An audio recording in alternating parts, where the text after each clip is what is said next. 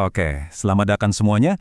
Kali ini kita akan bahas satu pertanyaan nih yang jujur aja sering banget ada di kepala kita, tapi mungkin jarang kita omongin keras-keras. Ini pertanyaan yang ada di persimpangan antara iman, sejarah, dan juga sains.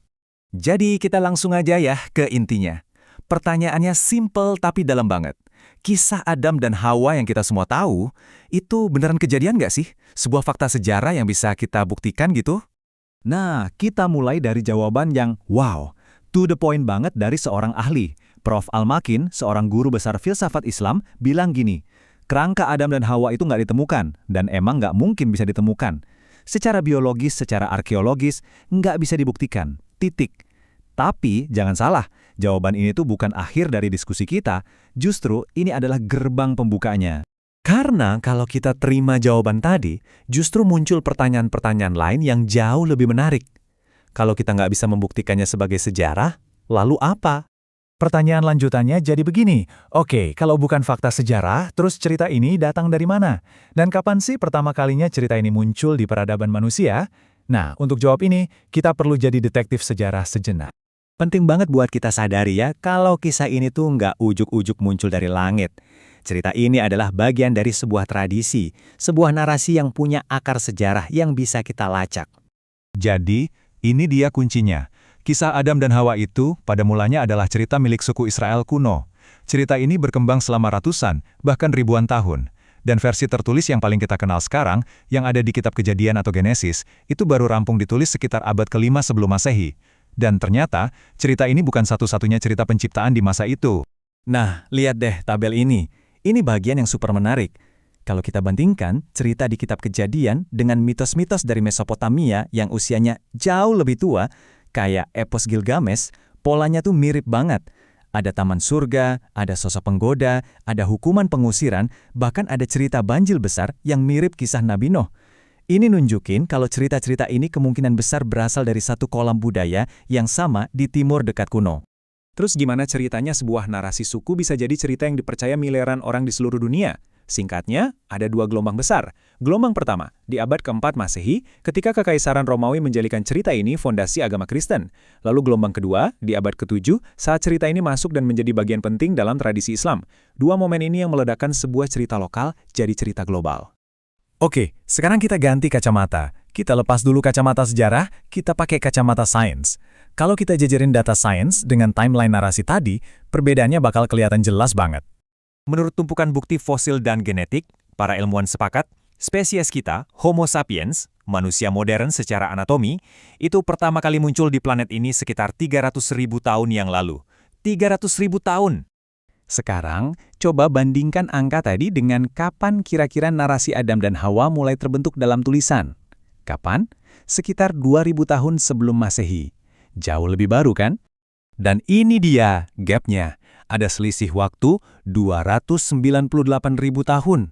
Artinya, ada rentang waktu hampir 300.000 tahun di mana spesies kita udah ada di bumi, tapi cerita ini belum ada. Jadi, ceritanya itu muncul jauh banget setelah manusia modern eksis. Oke. Kalau sains menunjukkan ini bukan laporan jurnalistik dari masa lalu, terus apa dong fungsi cerita ini? Apa artinya cerita ini nggak ada maknanya sama sekali? Eits, tunggu dulu. Tentu aja nggak gitu. Kita cuma perlu cara pandang yang berbeda untuk membacanya. Nah, disinilah konsep keren dari pemikir bernama Fazlur Rahman, yaitu gerakan ganda bisa bantu kita.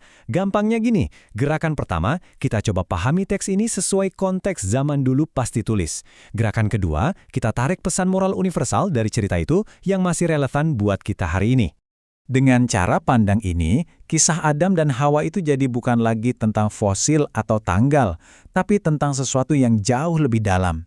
Ini adalah sebuah narasi teologis tentang apa artinya menjadi manusia, tentang betapa rapuhnya kita, tentang pentingnya tanggung jawab dan pilihan, dan tentang fakta bahwa setiap perbuatan kita pasti ada konsekuensinya. Membaca cerita ini sebagai sebuah narasi yang kaya makna, bukan sejarah literal, sebetulnya kan malah memperkaya pemahaman kita ya. Tapi ini justru memunculkan pertanyaan lain yang nggak kalah penting. Kenapa ya, di konteks kita di Indonesia, bertanya hal-hal seperti ini sering dianggap aneh, tabu, atau bahkan bahaya? Kenapa kita jadi takut bertanya? Coba kita bandingin deh. Dulu di zaman keemasan Islam, para pemimpin justru ngasih dana dan melindungi para filsuf dan ilmuwan. Mereka sengaja menciptakan ekosistem di mana orang didorong untuk bertanya. Hasilnya, lahirlah pemikir-pemikir raksasa. Nah sekarang di banyak tempat situasinya malah kebalik. Otoritas seringkali merasa terancam kalau ada yang kritis dan banyak tanya. Tapi ini dia plot twist-nya. Bagian yang sering kita lupakan dari sejarah kita sendiri.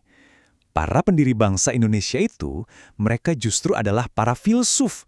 Mereka adalah para pemikir kritis yang doyan baca dan doyan bertanya. Soekarno, Hatta, Syahrir, Tan Malaka, mereka semua itu bergulat dengan pemikiran-pemikiran besar dunia. Dari Hegel sampai Marx, dari tradisi Islam klasik sampai pemikiran Barat. Kemerdekaan kita itu lahir bukan dari budaya menghafal, tapi dari keberanian mempertanyakan kekuasaan kolonial. Itulah DNA bangsa kita sebenarnya. Jadi, apa kesimpulannya? Ini adalah sebuah ajakan, sebuah pengingat bahwa berpikir kritis itu bukan barang impor yang aneh atau berbahaya. Justru, itu adalah warisan kita sendiri yang paling berharga, yang perlu kita ambil kembali. Dan tenang, ini nggak sesusah yang dibayangkan kok. Kita bisa mulai dari 3 langkah kecil ini. Pertama, coba deh baca tulisan pemikir dari negeri kita sendiri.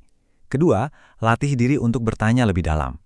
Kalau dengar sesuatu, jangan langsung diterima. Tanya dulu, siapa ya yang untung kalau narasi ini dipercaya?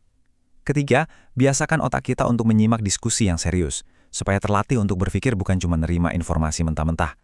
Dan yang paling penting untuk diingat, bertanya itu bukan ancaman buat iman kita. Justru sebaliknya, bertanya dengan jujur dan tulus itu adalah pintu gerbang menuju pemahaman yang lebih otentik, lebih personal, dan pada akhirnya lebih kokoh. Kita tutup pembahasan kita kali ini dengan kutipan yang menohok ini ya untuk kita renungan bersama. Bahaya yang sesungguhnya itu bukanlah dari bertanya, tapi justru dari kebiasaan berhenti bertanya. Semoga ini bisa memberikan perspektif baru. Terima kasih.